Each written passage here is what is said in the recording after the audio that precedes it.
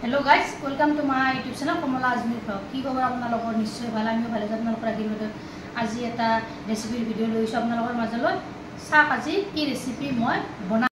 আজি আপোনালোকৰ মাজলৈ লৈছো মাছৰ এটা ৰেচিপি মাছ লৈছো ইখিনি মাছ ফ্ৰাই মাছ লৈছো আজি মাছ বনাম এয়া হৈছে স্কচ সৰু সৰু এনেকৈ কাটি লৈছো চাৰিকিব ভিডিওটো সম্পূৰ্ণভাৱে আৰু স্ক্ৰিপ্ট নকৰাকৈ এয়া মই কেৰাহীখন বহুৱাই দিছো ইয়াতে তেল দি দিম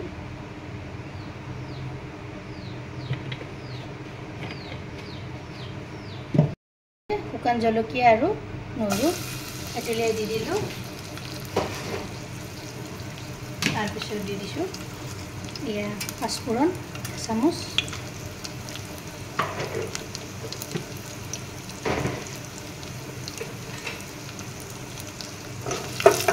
এইখিনি হেৰে অলপ লৰাই দি তাৰ পিছত ইয়া দি দিছো পিয়াজ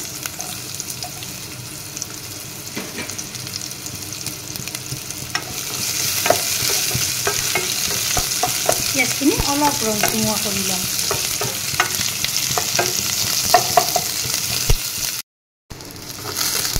ইয়া পিয়াজখিনি ধুনীয়াকৈ নৰম হৈছে ইয়াতে এতিয়া মই ইয়া স্কচখিনি দি দিম পৰাসখানৰ সহায়তে দি দিলোঁ লাৰি নিদিলোঁ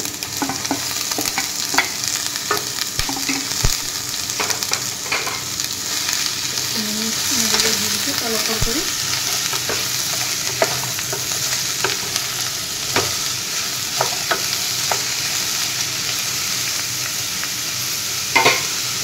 এতিয়া দিলাম মই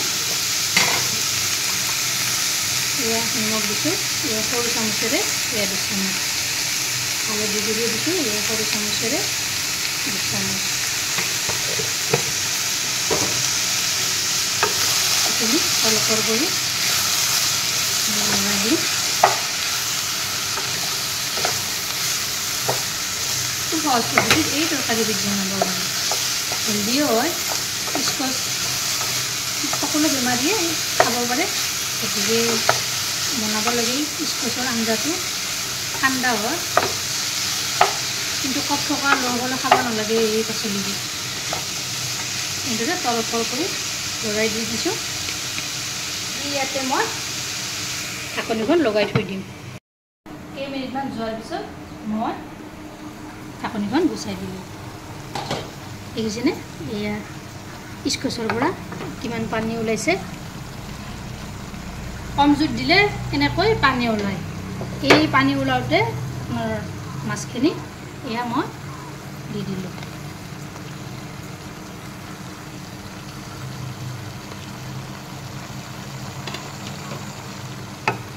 এনেদৰে তলপৰ কৰি লৰাই দিছোঁ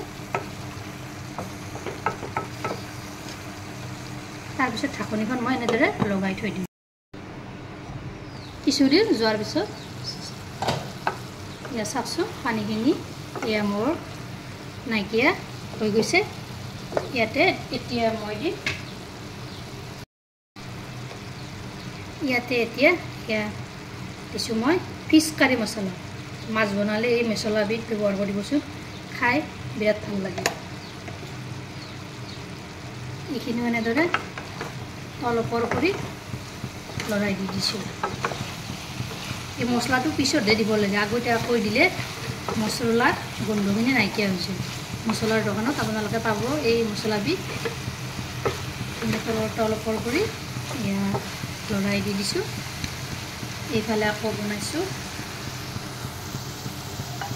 এয়া দাইল বনাইছোঁ অমিতাৰে সৈতে ভাবিলে অলপ দেখুৱাম এয়া মোৰ হৈ গ'ল নমাই থৈ দিলোঁ ভিডিওটো ভাল লাগিলে লাইক কৰিব শ্বেয়াৰ কৰিব কমেণ্ট কৰিব আৰু মোৰ চেনেল যদি নতুনকৈ চেনেলটো ছাবস্ক্ৰাইব কৰিব লগতে ফেচবুক পেজতো ফ'ল' কৰিব ধন্যবাদ জয় আই অসম